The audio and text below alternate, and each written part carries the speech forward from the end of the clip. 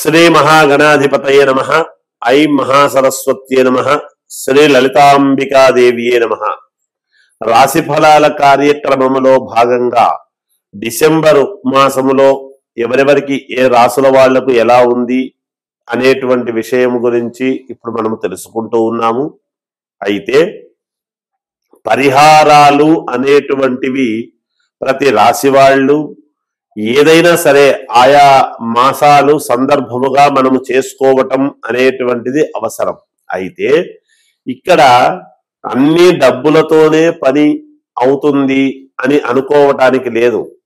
ఎందుకంటే ఎప్పుడు ఏ సమయములో ఏ క్షేత్రానికి వెళ్ళి మనము స్వామిని దర్శించుకుంటాము, ఏ క్షేత్రములో ఏ స్వామిని దర్శించుకుంటే ఎటువంటి మనకు యోగాలు లభ్యమవుతాయి, మనకు ఉండేటువంటి ఇబ్బందులు పరిపూర్ణముగా తొలగుతాయి అనేటువంటి విషయానికి ముందు మనం తెలుసుకోవాలి. ఇప్పుడు ఎన్ని దేవాలయాలకు వెళ్ళినా తిరుమల వెళ్ళాలి అనుకుంటాం. అలాగే ఎంత మనము సరేలేని శ్రీశైలము అన్ని చోట్లకు వెళ్ళినా మళ్ళీ కాశీకి వెళ్ళాలి అనేటువంటి భావన ఉంటుంది. అది పరమేశ్వరుడిది, ఇది శ్రీ వెంకటేశ్వర స్వామిది, మనకు చాలా ప్రసిద్ధి పొందినటువంటివి. అలాగే 12 జ్యోతిర్లింగాలు అని ఇవందరికీ తెలిసినవే కదా, ఇందులో ఏముంది వింత అని అనుకోవచ్చును. కానీ వీటిల్లోనే అత్యద్భుతమైనటువంటి మనకు తెలియకుండా నిగూఢముగా ఉండేటువంటి దేవాలయాలు కొన్ని ఉన్నాయి. కొత్తగా ఉండిన ఎప్పటి నుంచో ఉండిన పరమేశ్వరుడి అనుగ్రహము అక్కడ ప్రతిష్ఠ చేసినటువంటి సన్నివేశము కావచ్చు, అక్కడ జరిగేటువంటి ఉపయోగాలు కావచ్చు. ఉదాహరణకు మనకు చిలుకూరు బాలాజీ టెంపుల్ అని ఉంది. అక్కడ వీసా స్వామి, అక్కడికి వెళితే వీసా వస్తుంది అనేటువంటిది ఎలా ప్రఖ్యాతిగాంచినదో, అలాగే మనము డబ్బుతోనే ముడిపెట్టకుండా మనకు ఉండేటువంటి ఇబ్బందులు తొలగిపోవటానికి అనేక రకాల ఇబ్బందులు మీరు కోరుకునేటువంటివి కరెక్ట్ గా ప్రతి వాళ్లకు నిజంగా నెరవేరాలి, మాకి కష్టము నెరవేరాలి, ఎటువంటి కష్టమైనా సరే నెరవేరాలి అని కోరికతో వెళ్ళేటువంటి ఒక ముఖ్యమైనటువంటి ప్రదేశము ఉన్నది. అటువంటి ముఖ్యమైన ప్రదేశము అక్కడే ఉండేటువంటి వాళ్లకు కొంచెము దగ్గర అనిపిస్తుంది. కానీ దూరం నుంచి వెళ్ళేటువంటి వాళ్లకు దూరమైనా వెళ్ళాల్సిందే కదా, ఎంత దూరమైనా తప్పదు కదా. అలాగే ఒక అద్భుతమైనటువంటి దేవాలయము ఉన్నది.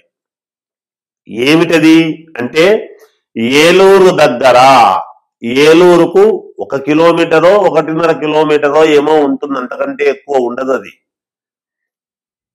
ఆ దేవాలయము ఏమిటి అంటే పార్వతి గంగా సమేత జలలింగేశ్వర స్వామి అనేటువంటి దేవాలయము ఉన్నది.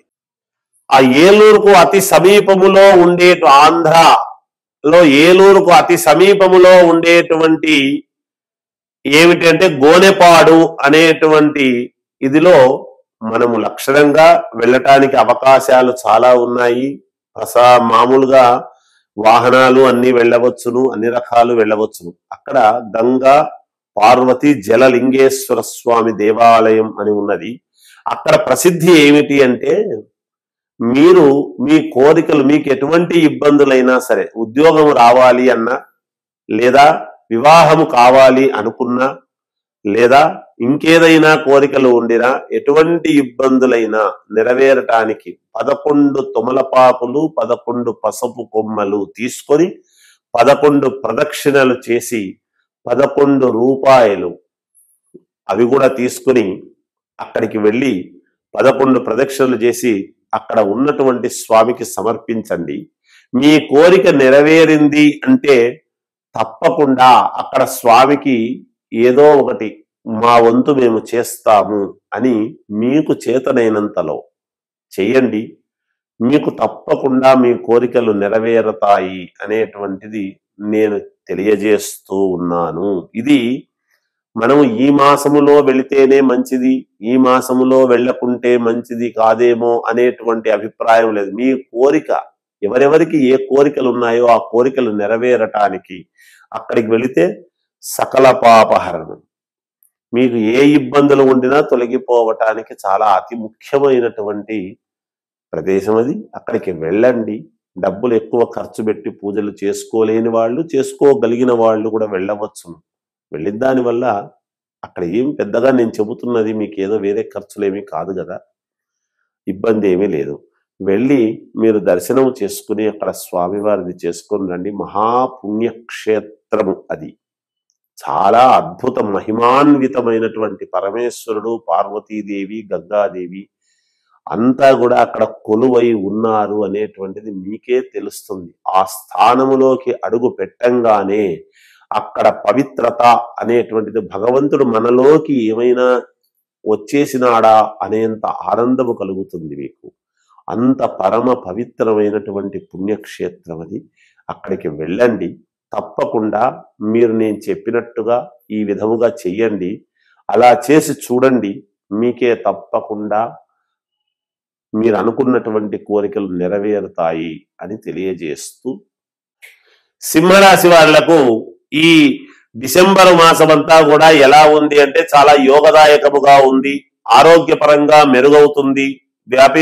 మామూలుగా శారీరకమైనటువంటి శ్రమ అనేటువంటిది ఉంటుంది. శ్రమకు తగినటువంటి ఫలితాన్ని కూడా మీరు పొందుతారుగాక.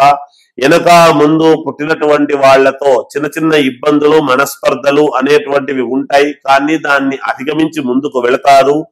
భూపరమైనటువంటివి కానీ, లేదా ఇంటికి సంబంధించినటువంటివి కానీ, లేదా ఏదైనా కేసులకు సంబంధించినటువంటి విషయాల్లో కానీ మీకు అనుకూలవంతమైనటువంటి తీర్పులుగానే వస్తూ ఉన్నాయి.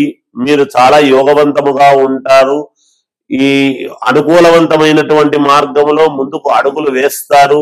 మీ విజయానికి మీరు నడిచేటువంటి నడవడిక, మీ త్రోవ సరైనటువంటి మార్గం అయినటువంటి దాని వలన మీరు స్వయం కృషితో ముందుకు వెళ్ళేటువంటి ప్రయత్నాలు చేస్తారు. ఉద్యోగస్తులకు చాలా అనుకూలముగా ఉన్నది. వ్యాపారం చేసుకునే వాళ్లకు మధ్యలో చిన్న చిన్న ఇబ్బందులు కలిగినప్పటికీ మళ్ళీ యథావిధిగా మామూలుగా ముందుకు వెళ్ళేటువంటి ప్రయత్నాలు చేస్తారు. కొత్త వ్యాపారాలు చేసుకోవాలి అనేటువంటి నిర్ణయాలు తీసుకుంటారు. ఏదైనా కొత్తగా ఎవరితోనైనా కలిసి పెట్టుకుంటే బాగుంటుంది అని సమాలోచనలు చేస్తారు. దూర ప్రయాణాల వలన కలిసి వస్తుంది. శారీరకమైనటువంటి శ్రమ వలన సమయానికి తిండి, నిద్ర అనేటువంటివి లేకుండా పోకుండా జాగ్రత్తగా చూసుకోండి.